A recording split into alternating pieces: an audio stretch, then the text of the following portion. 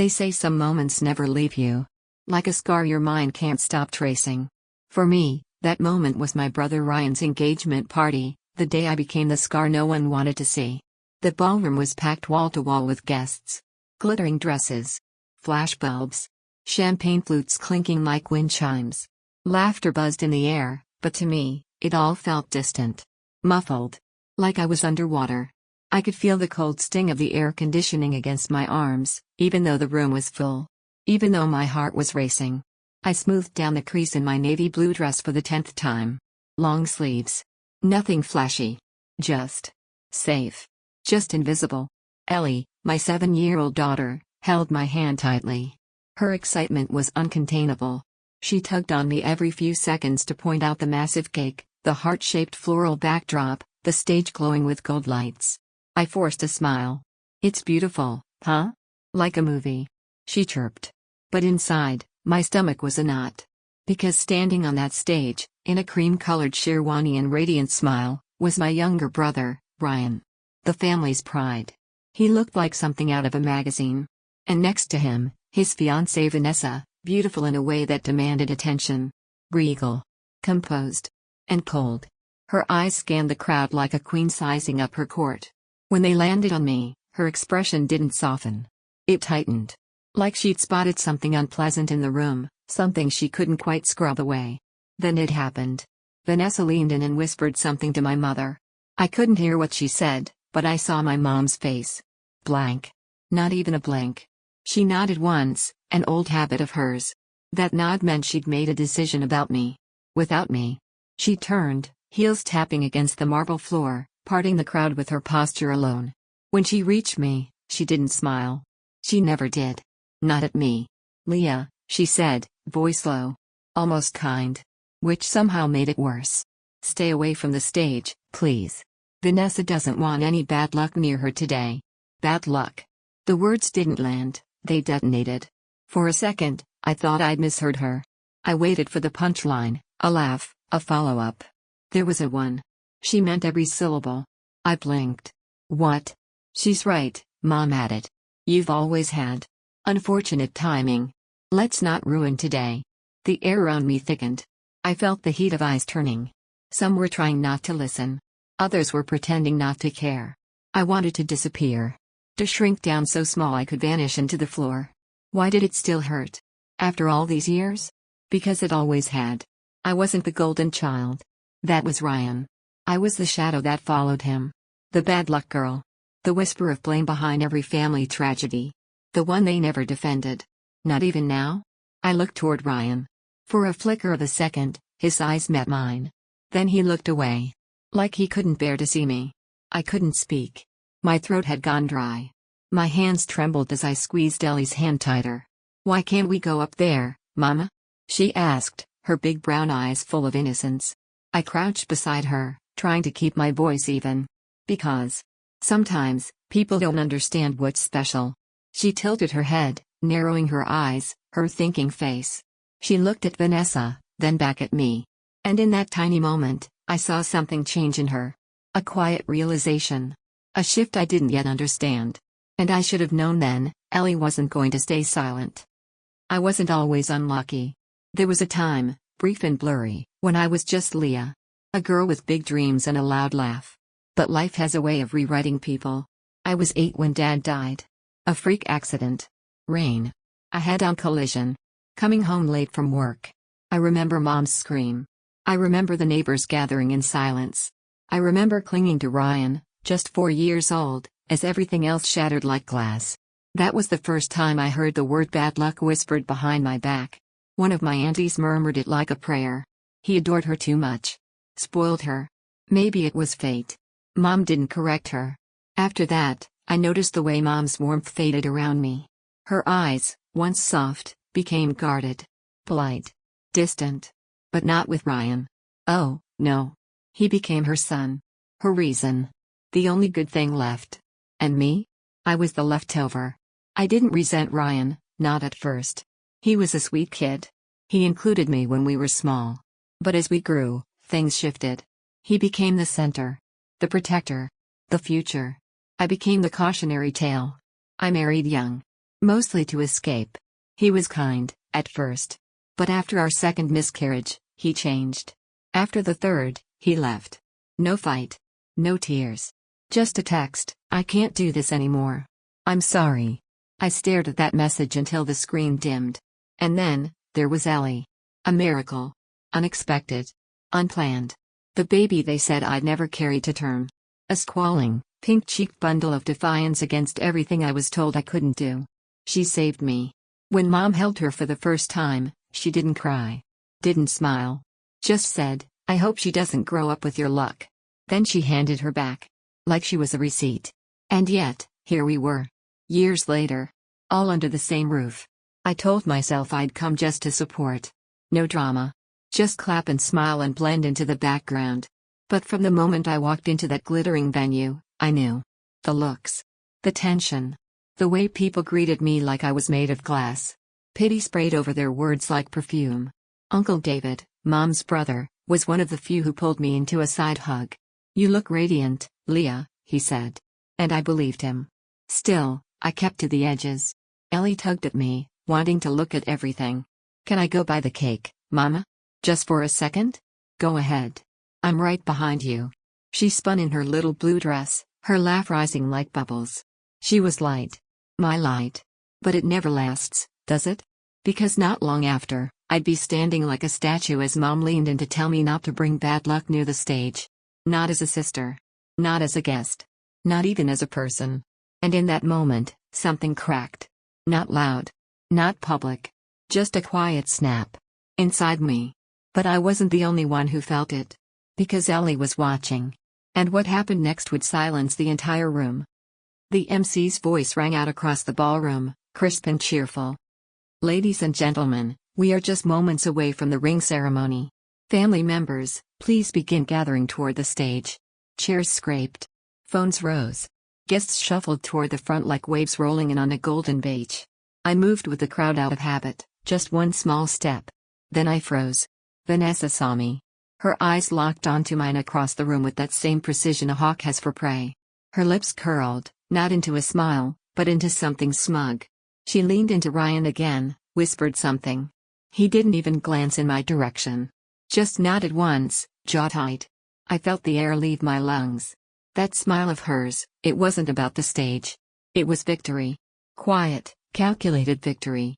And I was back to being 8 years old, hiding behind the living room sofa while the adults whispered about my father's accident. I was the girl they pitied, blamed, avoided. "Why aren't we going, Mama?" Ellie asked again, tugging on my sleeve.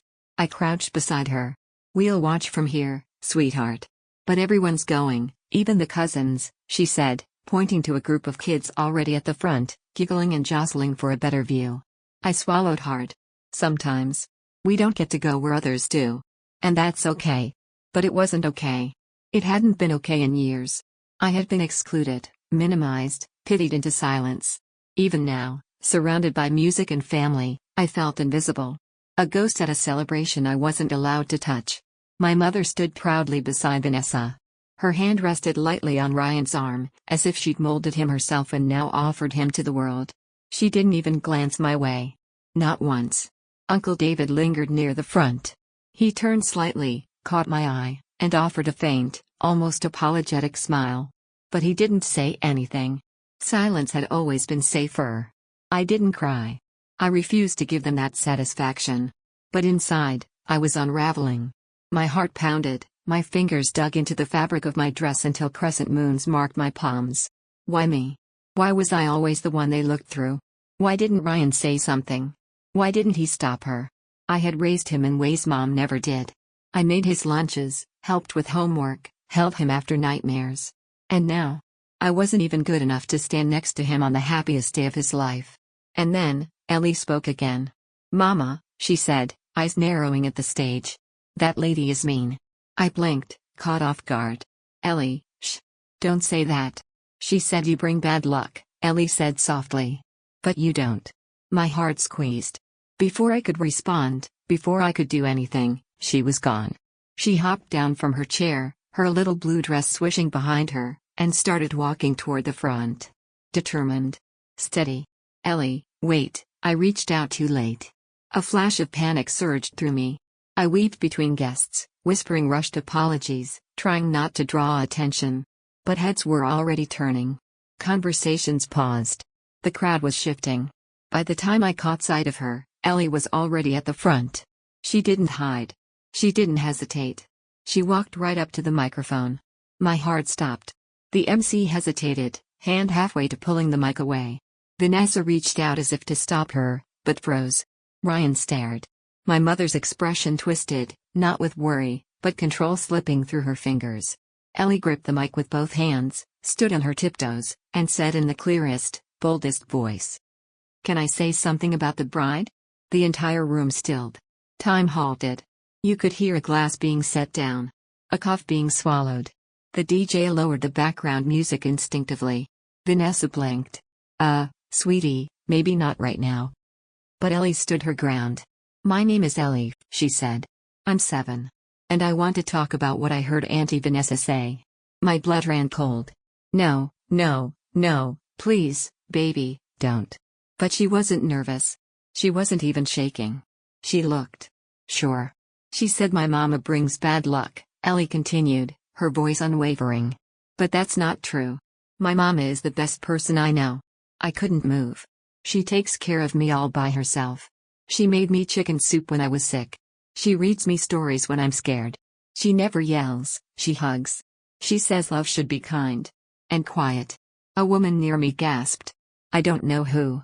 Ellie turned her head. Locked eyes with Vanessa. "And you were mean," she said. "You didn't say it nicely. You didn't even look sorry." Vanessa's smile cracked for the first time all evening. Ellie wasn't done.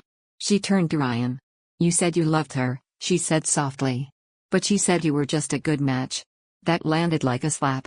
A sharp inhale cut through the room. Someone lowered their phone mid-recording. Vanessa's face drained of color. "She's a child," Vanessa snapped, stepping forward. "She's exaggerating. This is ridiculous." But no one moved. Not the MC. Not the guests. Not Ryan. Uncle David stepped forward. He knelt beside Ellie, placing a steady hand on her back. Then he stood and turned to the room. "I think the little one just said what many of us have been too polite to." Murmurs swept the crowd. "Maybe it's time," Uncle David said, "we stop pretending kindness is optional." Vanessa sputtered. "You can't be serious. She's 7.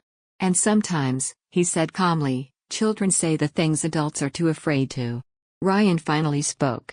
His voice wasn't loud, but it carried. "Vanessa," he said, "did you really say that about Leah?" She hesitated. "It was a private conversation." "But you said it." She didn't answer. He turned to me. "Leah." His voice cracked. "I'm sorry." 2 words. But after a lifetime of silence, they thundered. Vanessa stepped back, her composure crumbling. "You're making a mistake." Ryan shook his head. "No. I think I've been making them for years." He took the engagement ring off his finger. The one he was supposed to present. And he placed it gently on the stage. Gasps erupted. He walked toward me. Didn't say anything. Just pulled me into a hug. Tight.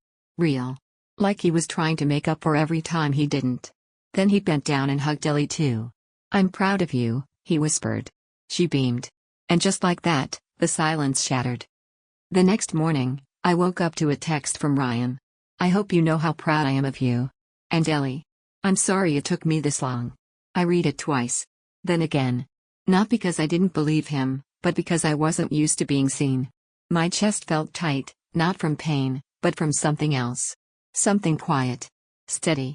Like the first pull of a wound beginning to close. That day after the engagement party that wasn't, the house was silent.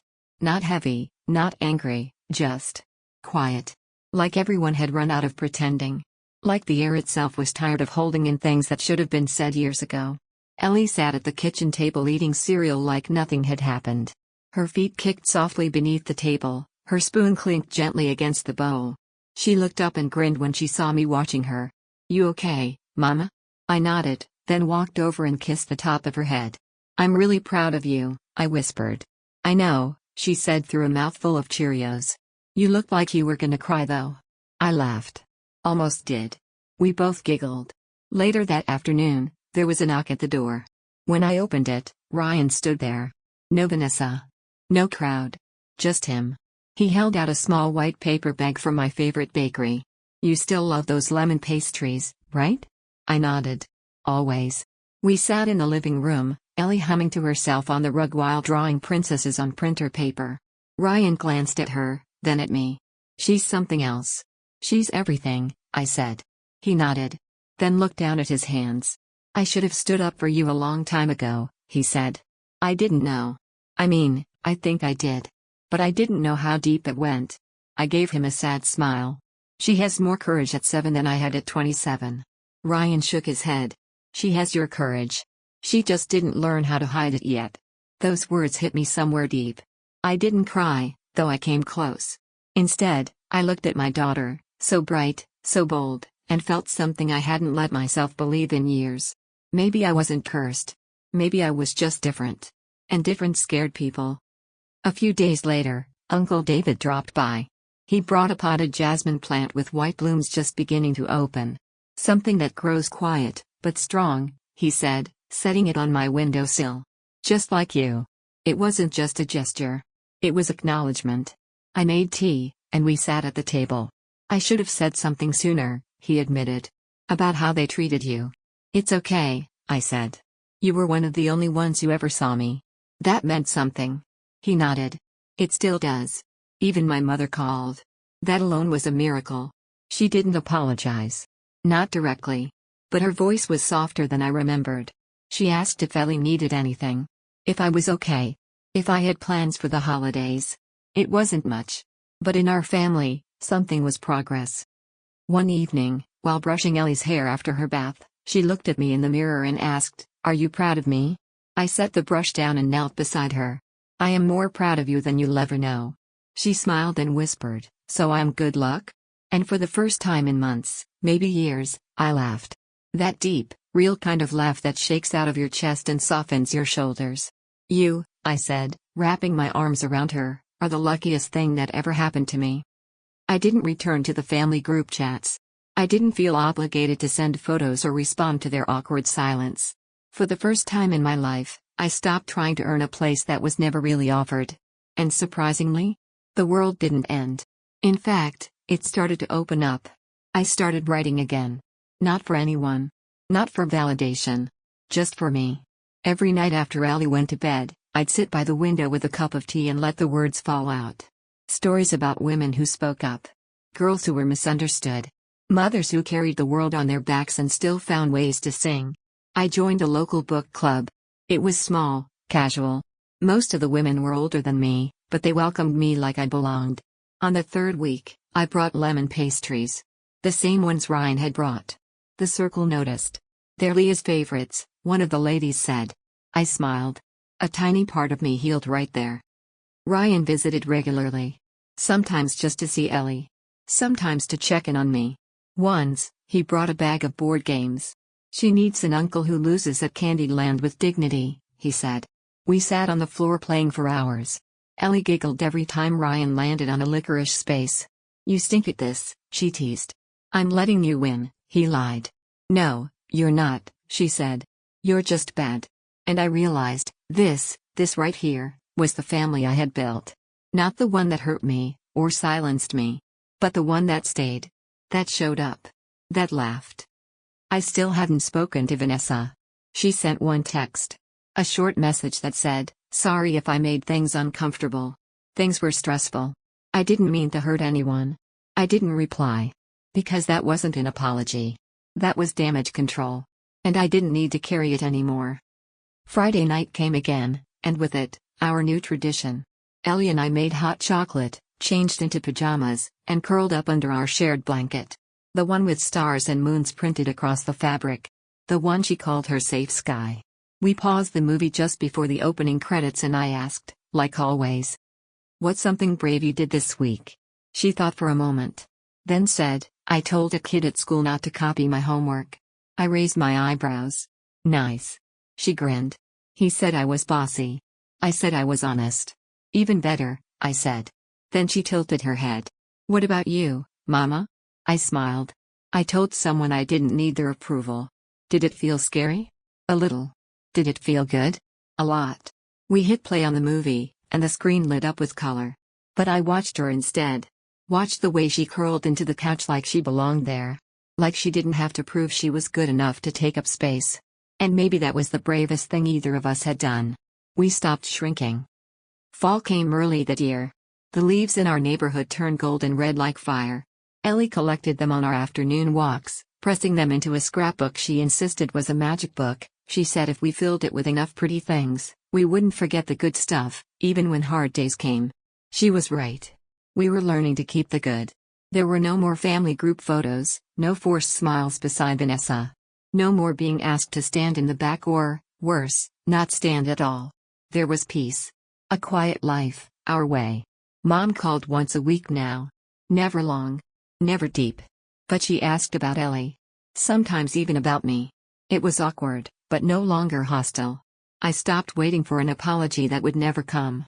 I realized I didn't need it. What I needed was what I already had, a daughter who saw me clearly and loved me out loud. Ryan came over the day before Thanksgiving. He brought a stack of board games and a roasted chicken from the market. No drama this year, he said, grinning. Just chicken and Candyland. Ellie squealed. Uncle Ryan always loses. He winked. Only because I let her. Later that night, after Ellie had gone to bed, Ryan and I sat on the porch wrapped in fleece blankets. Vanessa moved out, he said quietly. I turned to look at him. I'm sorry. I'm not, he said. It should have happened earlier. I just didn't want to admit I was wrong. I was scared of starting over. Aren't we all? He exhaled. You were always the strong one. I snorted. You didn't think that when you let them call me bad luck. I know, he said. And I'll regret that for the rest of my life. I didn't say anything right away.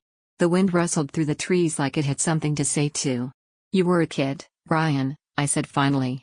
We both were. But we're not anymore. He looked at me then. Not with guilt.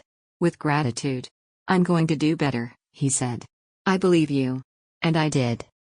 By December, my little world had grown. The book club had invited me to share one of my short stories during the local holiday reading. I almost said no. The idea of standing in front of strangers made my stomach churn. But Ellie clapped her hands and said, you have to. So, I did. I stood in front of 20 people at the library's community room and read a story about a woman who'd been told her whole life she was too much, too loud, too cursed, and who discovered her voice through her child. After I finished, there was a pause. Then applause. A woman I barely knew came up and said, that sounded like my sister. Another said, that story felt like coming home. And I realized, I wasn't alone. Not in my hurt. Not in my healing. Not in the rebuilding. Christmas came quietly. No big gatherings. Just a small tree, a batch of sugar cookies, and Ellie's giggles bouncing off the walls. Mom sent over a gift, a warm winter coat for Ellie and a pair of gloves for me. No card. But a step. I didn't call to thank her. I sent a photo of Ellie wearing the coat, smiling wide, cheeks rosy. Sometimes love speaks in photos and coats and silence. And sometimes, that's enough. On New Year's Eve, Ellie and I made hot cocoa, curled up in our living room fort, and counted down with a paper chain we made together. At midnight, I let her stay up to watch the fireworks from our porch. Make a wish, I said. She looked at the sky, then at me. I don't need to, she said. I already got it. I blinked. What was it? She leaned into me. That you'd smile more. You do now. I swallowed the lump in my throat. You gave me my smile back. She beamed. You gave me mine first. A week later, I got an email from a small publishing group connected to the library. They'd read my holiday story. They wanted more. A collection, maybe. Something raw and hopeful. I stared at the screen for 10 full minutes before typing my reply. Yes. I'd love to. When Ellie got home from school, I told her the news. She jumped into my arms like she weighed nothing. You're gonna be a famous author. Not famous, I laughed. Just seen. Same thing, she said. And in her world? It was. Spring arrived like a whisper. One Saturday, while cleaning the garage, I found an old photo album tucked in a dusty box. Inside were pictures from my childhood. Some of Dad. Some of Ryan and me. And in the back, a photo I hadn't remembered ever seeing. Me, maybe 5 years old, sitting in Dad's lap. He was smiling. Holding me like the world started with me and ended with me. I stared at that photo for a long time. I didn't cry. But I did forgive myself. For carrying the blame that never belonged to me. For staying silent when I should have screamed. For thinking I had to earn the kind of love that should have been freely given. In early May, Ellie came home with a Mother's Day assignment. She was supposed to write 5 sentences about why she loved her mom. She handed it to me, proud. Here's what it said. My mom is the strongest person I know. She makes the best pancakes even when she's tired. She tells me stories that make me brave. She gives the best hugs. She's my safe place. I folded the paper and tucked it into my journal. That night, I pressed a fresh daisy between its pages. Because that, right there, was everything. Now, when people say lucky, I don't flinch. I don't wonder if I'm the curse in the room. Because I've learned something. Sometimes, luck isn't about chance or charm. Sometimes, it's about surviving what was meant to break you and still finding ways to bloom.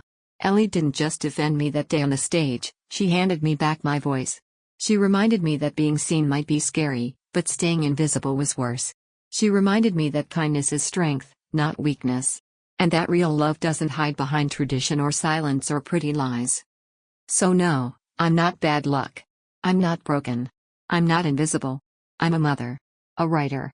A sister worth fighting for. I'm the fire they tried to contain. And Ellie? She's the light that found its way through. We still do our Friday night movie ritual. We still talk about our brave thing each week. And sometimes, after the credits roll, we just sit there, quiet, content, whole. Because after everything, we're still here. We're lucky. But more than that, we're free.